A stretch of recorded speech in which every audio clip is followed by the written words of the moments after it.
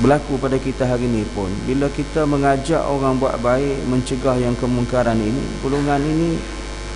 golongan yang makin berkurangan, makin sedikit. Bahkan apabila kita pula mengajak orang buat baik, mencegah kemungkaran, kita pula dianggap golongan-golongan yang salah. Lalu kita orang marah, kita orang macam-macam. Tapi orang hak yang buat benda-benda yang kemungkaran pula tidak mengambil tindakan. Bahkan seolah macam kita ni, orang kata biar gitu, tak ambil kisah dalam perkara yang melaku kemungkaran. Kalau kita ambil tindakan pun dalam keadaan yang kita lihat bahawasanya orang tak memberikan sokongan pada kita, bahkan orang berikan sokongan kepada orang ahli maksiat, dibiarkan benda itu berlaku. Ini dan antara kita lihatlah tanda-tanda yang membawa ke arah macam tu.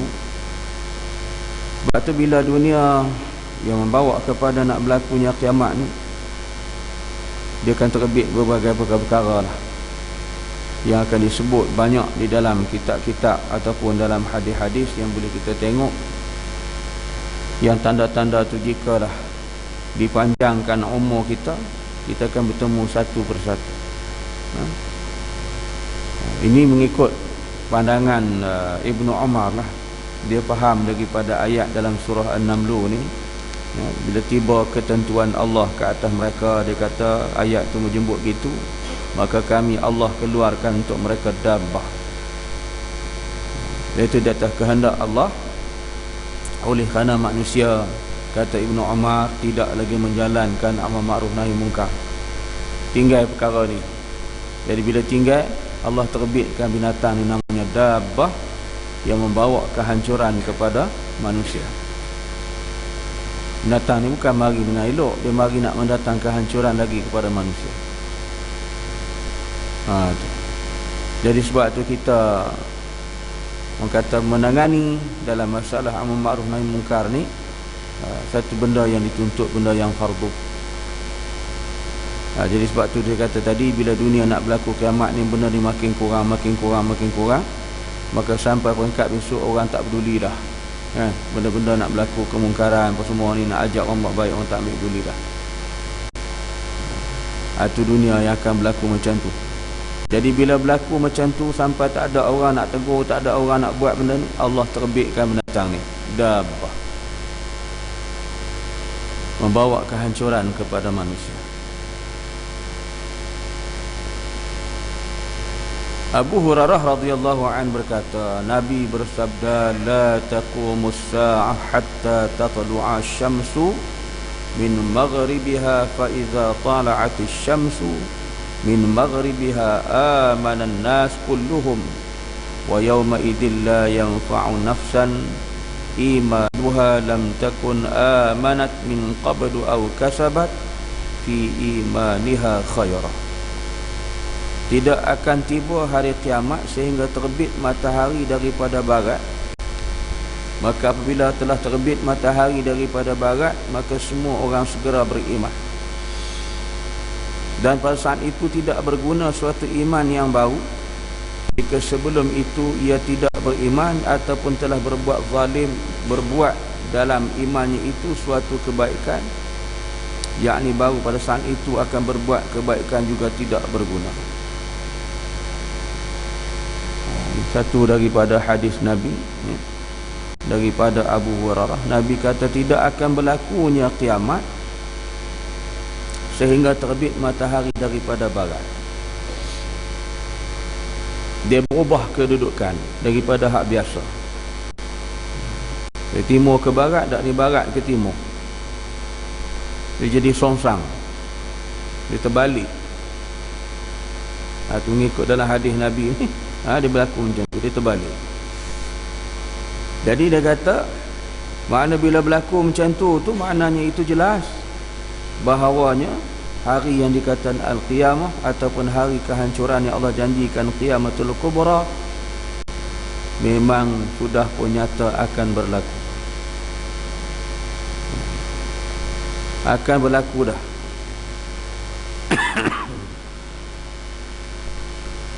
Maka bila telah terbit matahari daripada barat, maka semua orang segera beriman, dia kata. Dan Nabi sebut semua orang beriman. Fa idza tala'at asy-syamsu min maghribiha amana an-nas kulluhum. Maka beriman ketika itu. Dan pada saat itu kata Nabi, wa yauma idzil la yanfa'u nafsan imanuha lam takun amanat min qabl. Jadi berimannya saatnya macam tu tak berguna dah. Dia kata pintu taubat nak tutup. Nah, tutup pintu taubat. Sebelum ni tak nak beriman. Nah, imanuha lam takun amanat min qablu aw kasabat fi imaniha khaira. Sebelum tak nak beriman, tak nak buat kebaikan. Tapi bila saat genting macam ni dah berubah keadaan, barat ke timur, tidak lagi timur ke barat. Maka matahari terbit dari barat ke timur ni berubah, barulah mereka pakat beriman. Lalu Nabi kata beriman pada ketika tu tak berguna dah. Sebab sebelum tu kamu tak nak beriman. Jadi sebelum keadaan berlaku macam ni, manusia dalam keadaan tak beriman. Pakat buat maksiat, pakat tak beriman kepada Allah, pakat buat perkara-perkara kejahatan. Jadi bila dah berlaku dah macam tu dah, barulah berpatah balik kalang kabut nak beriman kepada Allah, baru kita nak percaya dalam itu semua. Tuhan kata, Nabi kata Allah tak terima dah, tak ada manfaat. Maknanya kita beriman pun tak ada faedah apa dah. Serupa dengan orang nak mati tu. Orang nak mati di saat-saat nyawa duduk nak terbit ni, nak tercabut dekat halqum dah. Masa tu barulah nak beriman ke Allah, masa tu baru kita nak buat apa. Mana ada sempat dah. Masa tu nak sembahyang, masa tu kita nak bertaubat, masa tu kita nak berzikir, nak tasbih, tak ada dah tuan-tuan, tak sempat dah. Hanya tunggu masa ketika nak terbit habis kan, nak dicabut terus. Sebab orang nak mati ni dia beringkat-peringkat. Hak mati secara normal lah, hak kalau mati kemalangan buat tu wallahu alam.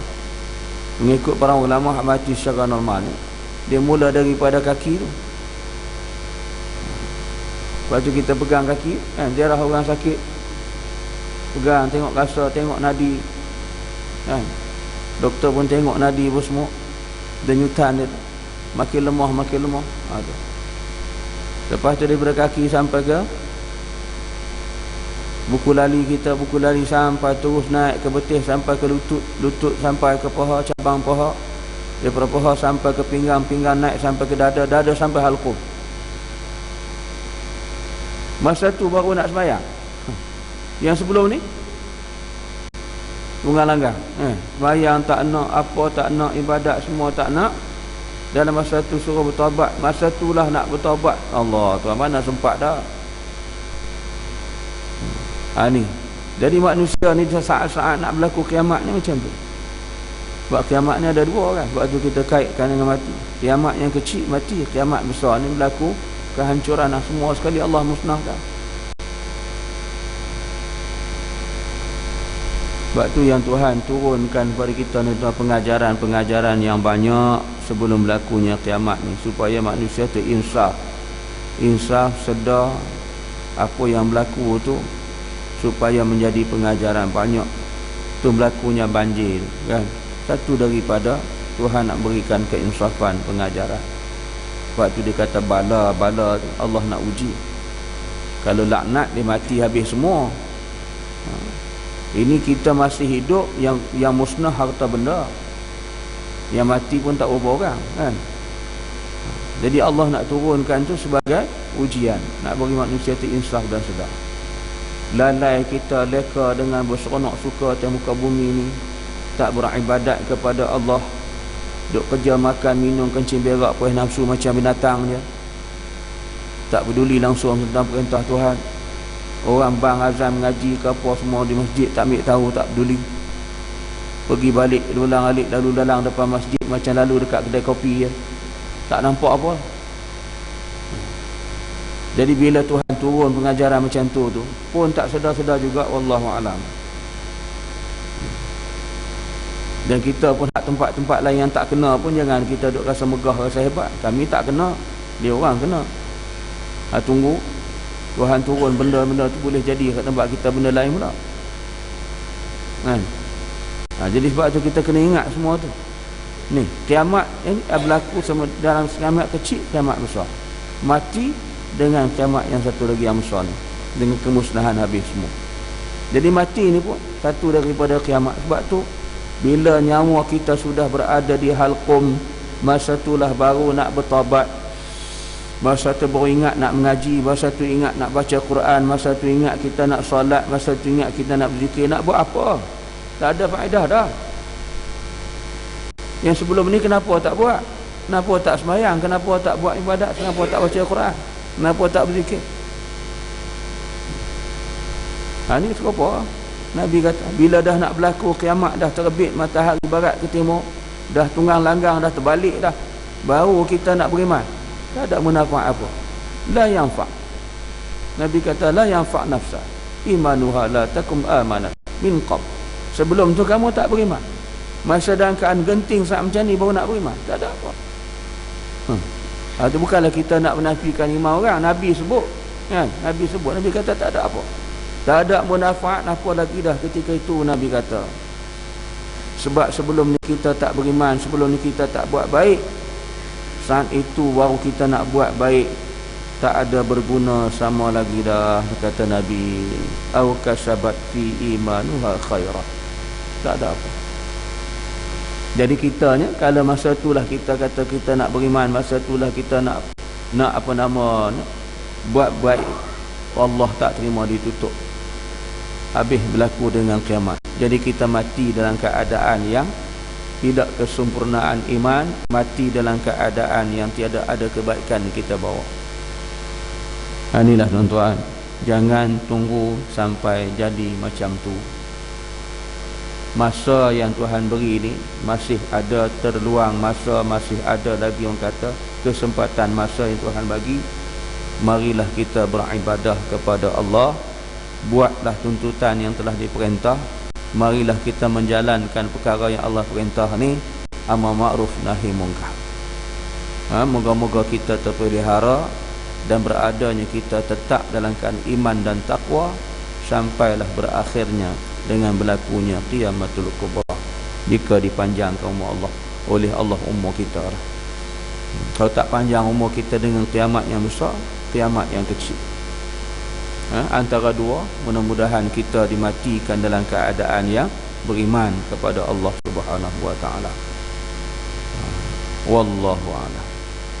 Tanda itu Ibnu Abi Aufa radhiyallahu an berkata, Subhanakallahumma wa bihamdik asyhadu an la ilaha illa anta astaghfiruka wa atubu ilaik.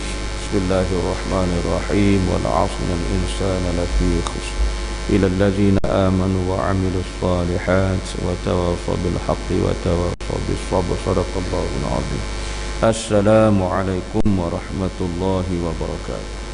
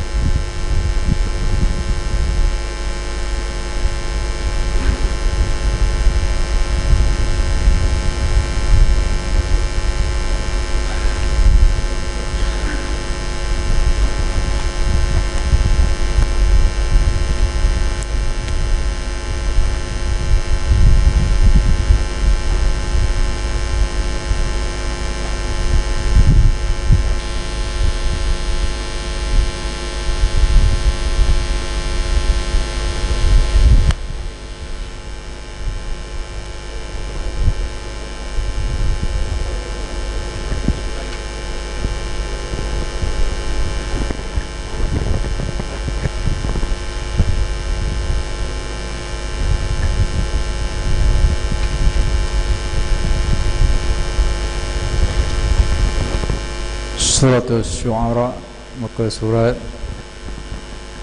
779 ayat 43.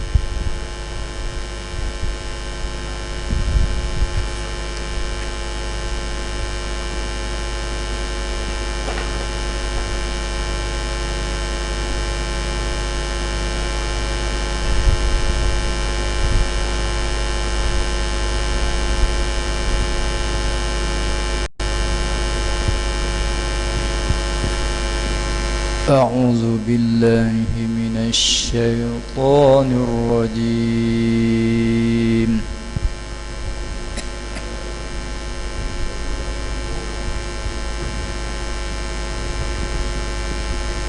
بسم الله الرحمن الرحيم.